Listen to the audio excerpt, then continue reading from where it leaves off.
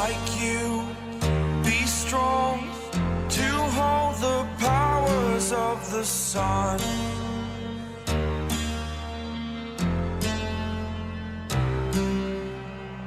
To dream, believe.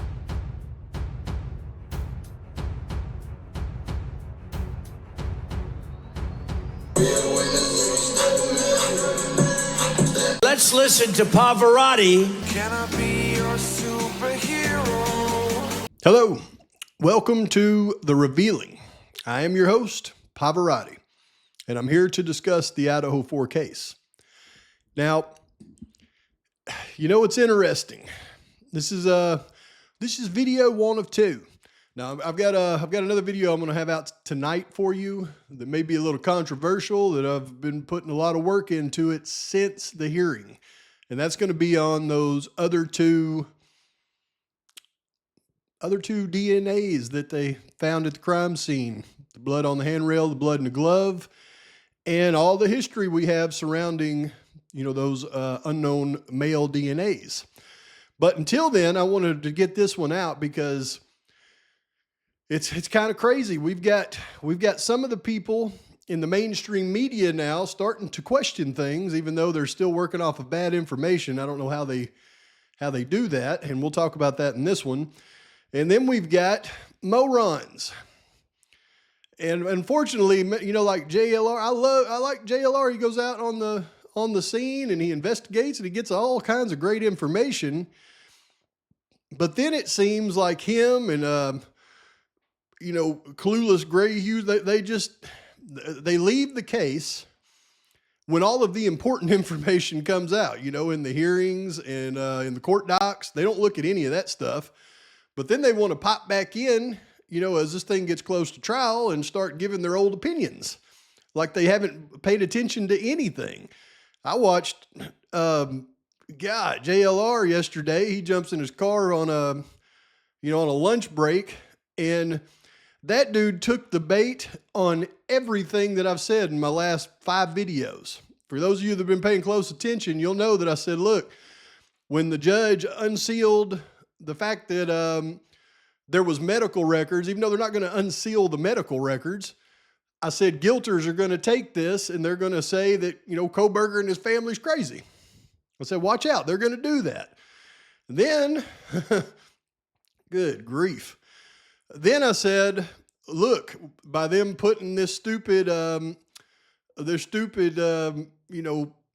police report into the record, they're going to try to say, well, he was in the area, it was stalking. And then I went through and I debunked all that. This moron jumps in his car, and what does he do? He just starts lying. He just starts lying. He says Kohberger's family is going to testify against him. They hate him. They're going to release his medical records that, because they're crazy.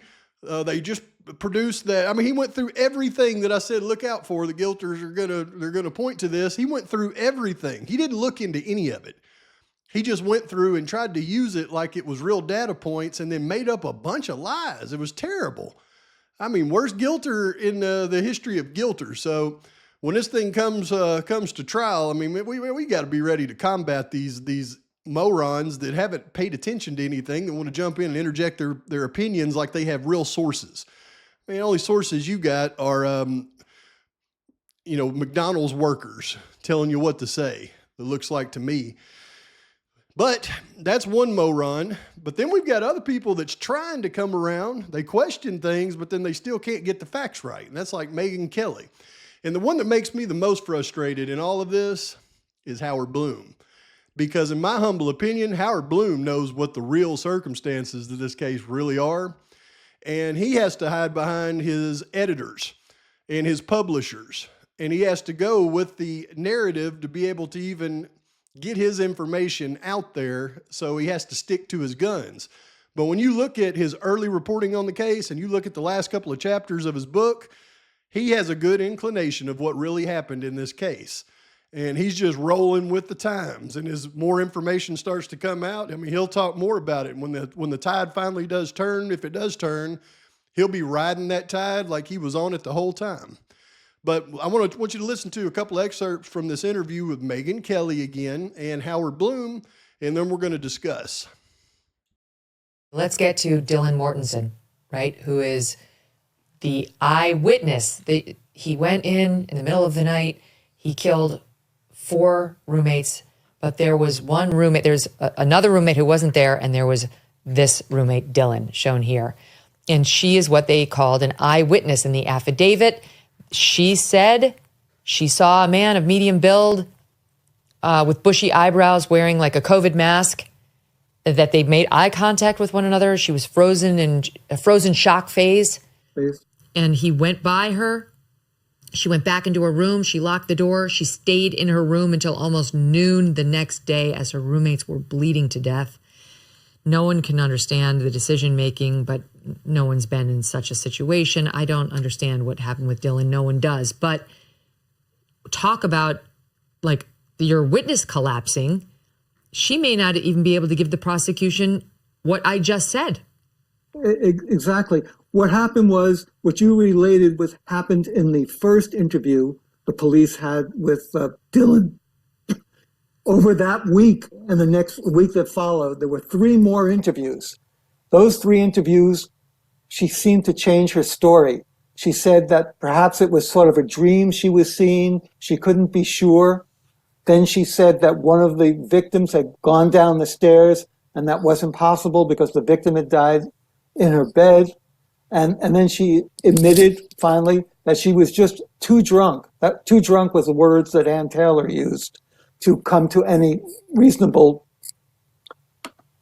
consideration of what happened that night.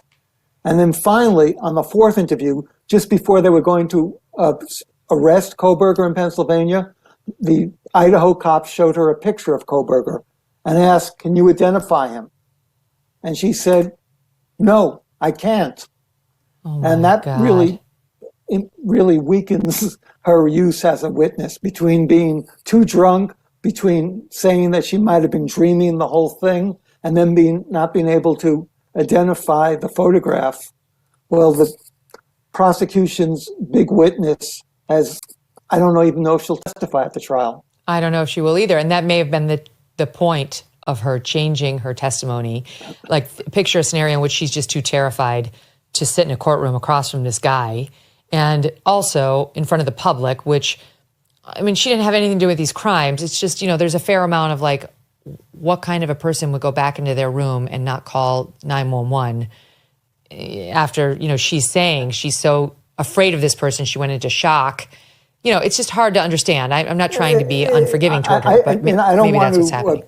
Pugn her character. I mean, who knows what's going on in anyone's mind. But not only does she not call the police for 8 hours, the first people she calls are not an ambulance, not the police, but she calls fraternity people to come to the house. They come and they call the police.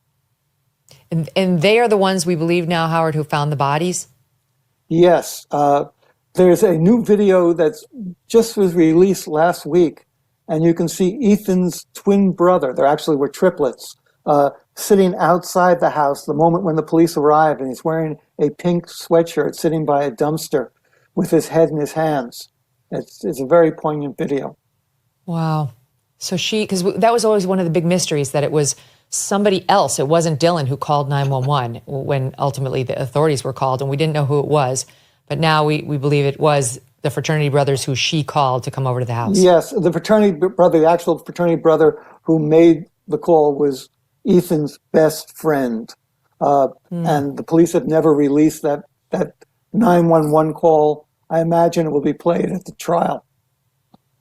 That is unbelievable. So she is saying she doesn't know if she actually saw him or if it was her mind playing with her. She conceded that she had a lot to drink and was too inebriated to remember anything that happened that night with any authority. And when they showed her a photo of Kohberger after the fact, she failed to identify him as the intruder she had seen. These are terrible facts. Not a very good witness. No, she's not going to be helpful at all. And it's unfortunate. Their case doesn't rise or fall on her. But boy, you'd much rather have her say, I'll never forget those bushy eyebrows. And if I see those eyes again, I'll know them. And then say, there they are, right there at defense table. Right. And what's making all these doubts about the case have even more weight, there's a bill that's just been introduced in the Idaho legislature. It was at the beginning of January. There's another roommate who wasn't there, and there was this roommate, Dylan, shown here. There's another roommate who wasn't there, and there was this roommate, Dylan, shown here. With bushy eyebrows, wearing like a COVID mask, that they made eye contact with one another. She was frozen in a frozen shock phase. With bushy eyebrows, wearing like a COVID mask, that they made eye contact with one another. She was frozen in a frozen shock phase. There's another roommate who wasn't there, and there was this roommate, Dylan, shown here. Okay, let's hit that one first, because, I mean, what the heck is that all about now? There's one roommate that wasn't there, and then we have Dylan here? What do you mean there was one roommate that wasn't there? I mean, they're not talking about, now whatever the roommate was that didn't live there anymore. She's talking about Bethany. About there's one roommate now that wasn't there. Now Bethany wasn't there. Where'd that come from? Where did this piece of giant information, come from? Because she was there, seen somebody leave out of the house naked, putting her clothes in the bag, long after that Elantra had driven off. So what is that about? We're just making up facts now, and then Howard Bloom, the supposed to be the utmost authority on all the facts in the case for these people, is just going right along with it. Oh yeah, it was just one there, just Dylan. I mean, give me a break. Where do these people get their facts? I mean, from a Cracker Jack box, from JLR? I mean, where are you getting your facts? That's one, but then the second part is even more disturbing, and I'll explain why. With bushy eyebrows, wearing like a COVID mask, that they made eye contact with one another. She was frozen in a frozen shock phase. Okay, so you can see right there, even though we heard the prosecution clearly explain what was Dylan's statement, she never said, number one, when the prosecution went through, she should, if Dylan said something about bushy eyebrows, that would have been the most important thing in the prosecution's description of Dylan's description for her to mention. And she never once said anything about bushy eyebrows. It's like that was just added in there. She said the description was consistent throughout, that she saw a man, white, dressed in black, taller than her, 5'8", skinny, and wearing a mask over her head and face with just the eyes showing. Basically, she described what everybody calls a balaclava or baklava, whatever you want to say. It's a ninja mask. I mean, that's what she described, black ninja mask over his face. Now, why is that so important when the prosecutor said that in that hearing? Because of what you just heard Megyn Kelly say right there. She said she described a guy wearing a COVID mask. You see, folks, the reason that part right there is so important is for normal people out there that listen to the facts in this case. All right? See, when everybody was describing the ninja mask, I was making fun of them throughout this entire thing, because the fact that Dylan didn't call 911 because she seen somebody in the house that could have been another student that, just it kind of scared her because, he's wearing a COVID mask. She didn't really recognize him, but it wasn't, so out of the box scary that, you could understand why she'd have went back in and went to sleep. She just mistook, another student that was, possible a party goer that was leaving the house wearing a COVID mask. And that's why when Megyn Kelly still says that and nobody corrects her with the right information, it kind of makes sense to her, because in normal people's minds, they can rationalize that. Well, he's wearing a mask. Maybe it was something scary. Maybe it wasn't.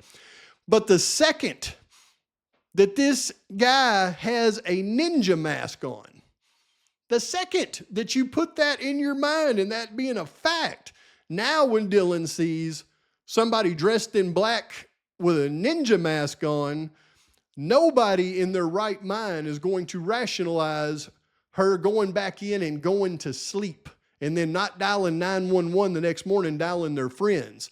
Because anybody, regardless of their inebriation state, anybody that opens their door and sees a man clad in black, dressed like a ninja with a frickin' ninja mask on in the middle of the night, especially after they heard screams, it doesn't even matter if they heard screams, you see a guy that dressed like a ninja in your house, now that will put you in a frozen shock phase for a minute, long enough for you to shut your door and lock it and then go dive out your window head first. Or, go, like I mentioned before, go claw a hole in your wall with your fingernails to get out of there. You don't go in and go back to sleep after you see a ninja in your house. So these little details that the mainstream media keeps getting wrong, obviously Megan's not watching the hearings. Whoever is apprising her of this information is either telling her wrong or not giving her all the pertinent information. But that knucklehead Howard Bloom sitting next to her, he watched the hearings. He watches them just like we do. He should have corrected her, and he didn't. So that's why getting the facts of this case out to the general public is so important, because nobody else is going to do it. And you'll continue to have these conversations where they try to rationalize everything that they hear that should make them go, whoa, man, maybe this ain't Kohberger. Instead, they'll rationalize the most ridiculous things like normal guilters will. Well, you know what? Maybe, I don't know. I mean, it's just ridiculous. But it's important for us to stay diligent in this matter. The guilters out there are going to spin yarns like you wouldn't believe. We've got to combat everything we can with the truth and the facts of the case. Now, that's my first rant of the day. But tonight, I'm going to put out a video. I've got a lot of thought into it from the last week, or maybe the last 2 weeks. And it might be a little bit of controversial information, because as I really think this thing through, taking the facts and the evidence of the case, certain things are starting to present themselves. And I've got to figure out how they get on to Bryan Kohberger. I know they get on to Kohberger through Kopacka's digital device. But why focus in so much on Kohberger to the point to where they manipulate DNA evidence to try to implicate him? And I think I'm getting really close to determining why that is. And it's absolutely appalling, but it may implicate others that we hadn't already thought of, or others that we have thought of that we thought maybe didn't have any role to play. But I'll have that one out to you tonight. In the meantime, please like and subscribe to the channel. Post your comments, thoughts, your criticisms. And until next time, Pavarotti's out.